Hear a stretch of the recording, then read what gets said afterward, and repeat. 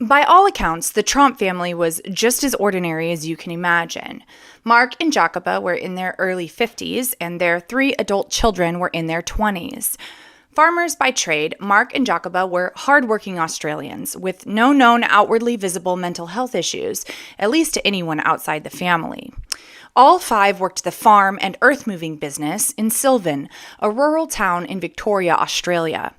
But something went very, very wrong in August of 2016, and what happened next is a mystery to the Tromp family, and I suppose to us after today's episode. Welcome to Capers and Cocktails, a true crime podcast that doesn't take itself too seriously and gives you something to enjoy while you listen. The following content may be disturbing to some. Discretion is advised. If you're enjoying one of our themed cocktails, ensure you're of legal drinking age and have fun, but drink responsibly. Today, our drink is yet another aperitif. Yes, another drink designed to stimulate one's appetite. Someone else, not mine. That's never been needed, ever. This drink mixes sweet and tart flavors for a refreshing before-dinner drink. But despite its name, it has very little to do with Japan or with slippers. The Japanese slipper was invented in Melbourne, Australia by a bartender from France named Jean-Paul Bourguignon in 1984. It's almost 40 years old. Today, it's considered an International Bartenders Association classic. Legend has it that Jean-Paul, the drink-mixing prodigy at Mietta's restaurant, was brought a bottle of Japanese melon liqueur by a sales rep.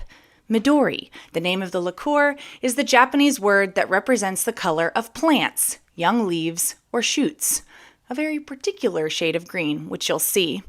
Jean-Paul mixed it with lemon juice and Cointreau from his native France, and thus the Japanese slipper. The drink is incredibly simple. It requires Midori, or a green melon liqueur of some kind, lemon juice, orange liqueur, and a maraschino cherry. That's it. The order with which the drink is made is somewhat important and also somewhat a debate. To start, put a single maraschino cherry in the bottom of your glass. It could be a small wine glass or a martini glass. No one knows if Jean-Paul preferred this drink shaken or stirred, so we shall stir. Put 1 part melon liqueur and 1 part orange liqueur into the shaker, followed by half a part of lemon juice and 6 cubes of crushed ice. Yes, 6 cubes. Stir gently with a bar spoon and then strain directly into the glass with the cherry already there, ready to go. For the mocktail, you'll need lemon juice, orange juice, that classy maraschino cherry, and the juice from a honeydew melon. To make the melon juice, I simply took a honeydew melon and blended it in a blender. I then took the liquid and strained it using a mesh strainer. Easy peasy. For the drink, put that maraschino cherry in the glass, and then we are going to do 1 part melon juice, 1 part orange juice, and that half a part lemon juice into the shaker, and then stir those with the delicately counted out 6 ice cubes, and strain it into a glass and enjoy. Speaking of Australia, let's head there now. Specifically, we're going just about 25 miles east of Melbourne to a small town known as Silvan. It had a population of just over 1,300 when measured in 2021, so safe to say it's not a bustling metropolis. Silvan does have one big draw. Their annual Tulip Festival brings over 100,000 visitors each year. But for the majority of the year, Silvan is a sleepy town in the shadow of its big cousins, Belgrave to the south and Lilydale to the north. The Tromp family lived on 18 acres in a 2-story farmhouse, complete with a backyard pool, that they purchased in 2007 for $810,000.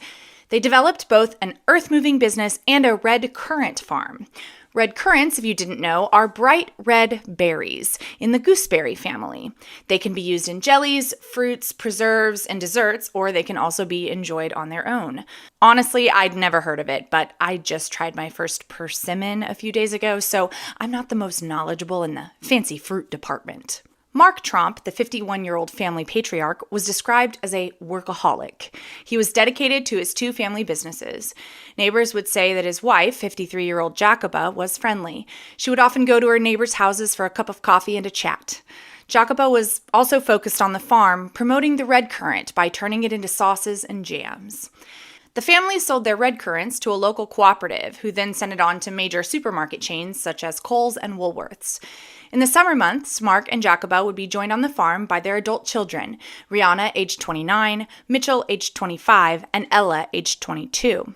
During the busy season, they would work on the farm 7 days a week. The winter was usually the slow season, as the red currants were dormant. The main picking season for red currants is around December. Just a little reminder, folks, that this is the southern hemisphere, so December is a warm month, and August, the time in which this story takes place, would be cold. Well, cold is relative. The average temperature that time of year is in the 50s there. Not much has been published about the kids, but we do know that Ella loved and rode horses, and the backyard of the farmhouse was filled with equestrian jumps for her and her horses. The family was in the midst of a home renovation. Early in the morning of August 29th, 2016, the Tromp family disappeared. Friends and family quickly became worried after not being able to contact the family and phoned the police to do a welfare check. Upon arriving at the farmhouse, the police walked right into an unlocked door and found the normally very tidy house just completely disheveled. Financial records were strewn about the house. Also found inside the house were passports, tablets, and credit cards for all of the family members, and cell phones for all of the family members except for the son, Mitchell. Keys were found in the ignitions of all of the cars except for Ella's silver Peugeot SUV, which was gone. The family would come home or be found one by one in the coming days across New South Wales, Australia, unharmed. But what happened in the meantime is a mystery still unsolved. Here's what we know for sure. Marc and Jacoba Tromp came to believe in the days leading up to their disappearance, with every fiber of their being, that someone was out to get them. Fear gripped Marc, Jacoba, and eventually the girls. They believed they were being watched, tracked, and followed. Mitchell would later say, "I've never seen anything like it. It's really hard to explain or put a word on it, but they were just fearing for their lives and they decided to flee. It was a buildup of different normal everyday events, just pressure, and it slowly got worse as the days went by. And then suddenly it was time to go. And not just go, disappear.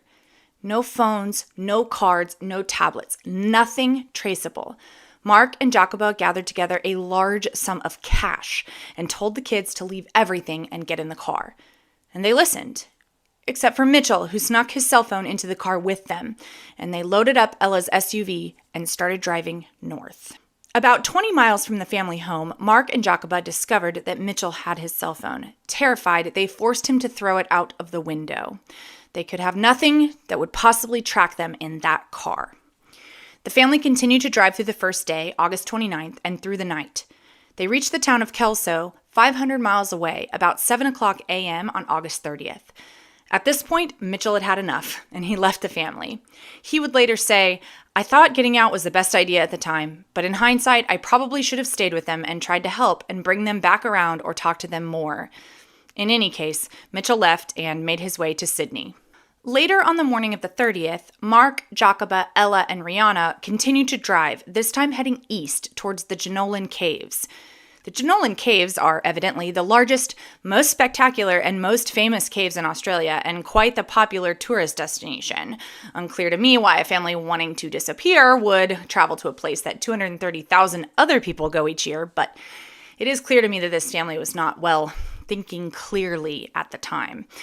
At that point, Rihanna and Ella were a little fed up with their parents' terrifying road trip, or it might have been, as Ella would later say, "I was still confused about the whole situation, and I still am now, but I needed to get home to feed my horses."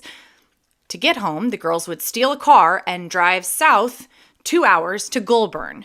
There, they would call the police and report their parents missing. Missing is one word for it.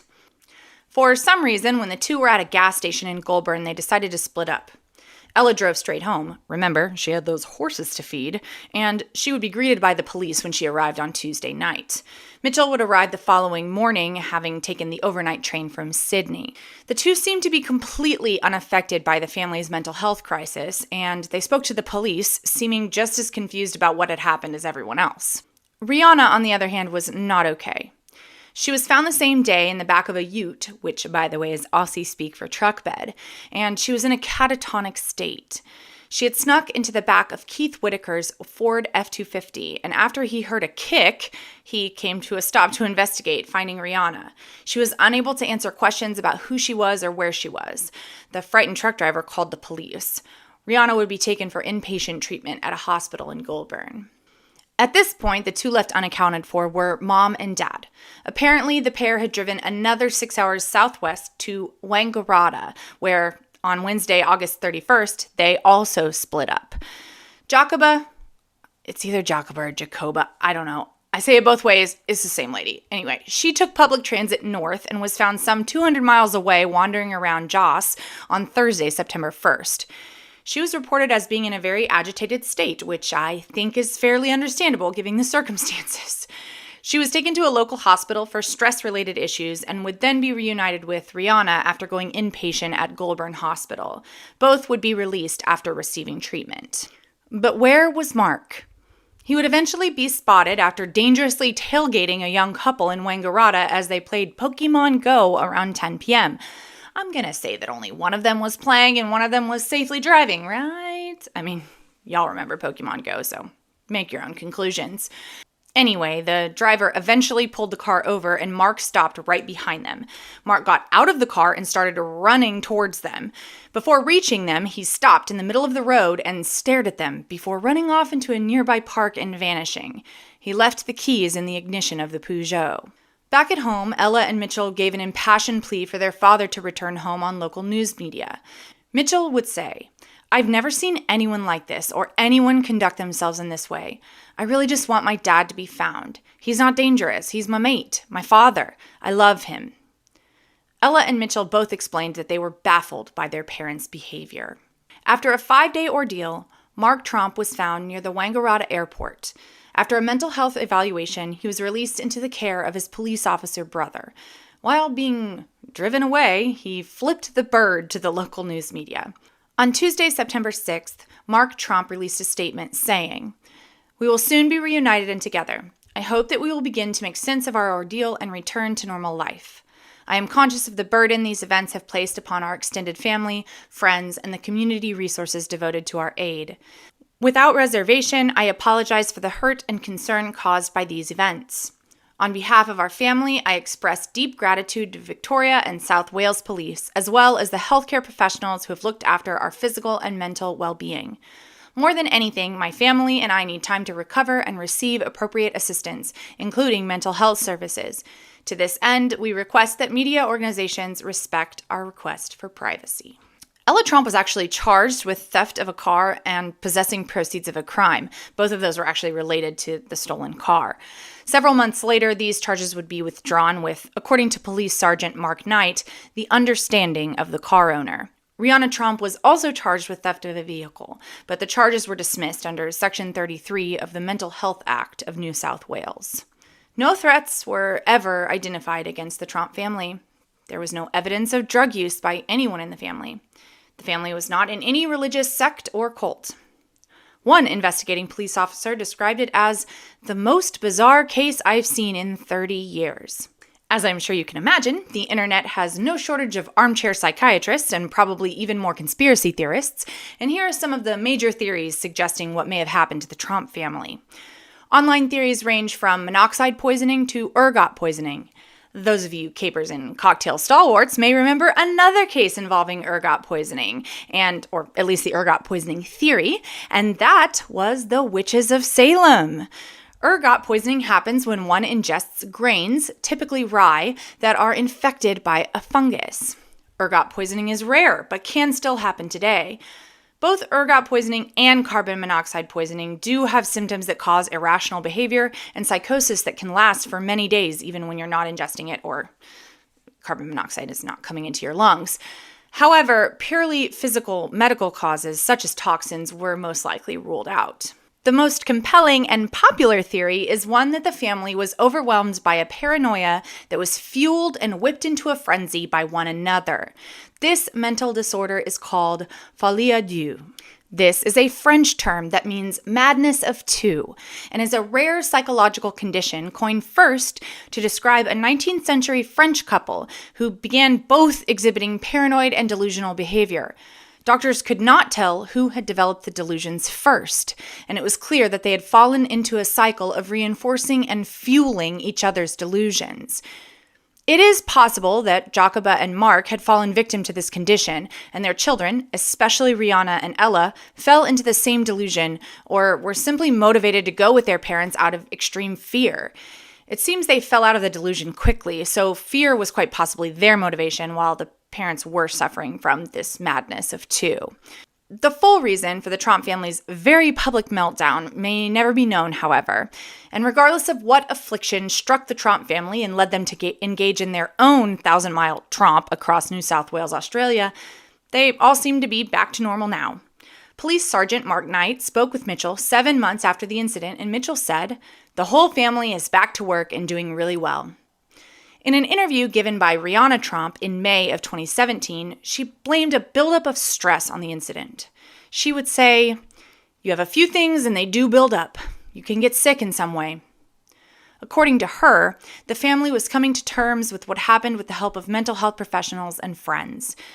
The family did quit hosting the pick-your-own-berry tours that they had given to the members of the public before the incident. I wish the Tromp family well, and I hope someday one of them will write a book about their experiences. That's one I would for sure read. Thanks for hanging out with me. I'm curious about what you think happened to the Tromp family. Did that mysterious ergot poisoning strike again? Folie à deux? Was it all fake? Tell me what you think. Leave a comment on the YouTube video or head over to Instagram and Facebook to tell me your opinion. Speaking of social media, you know the drill.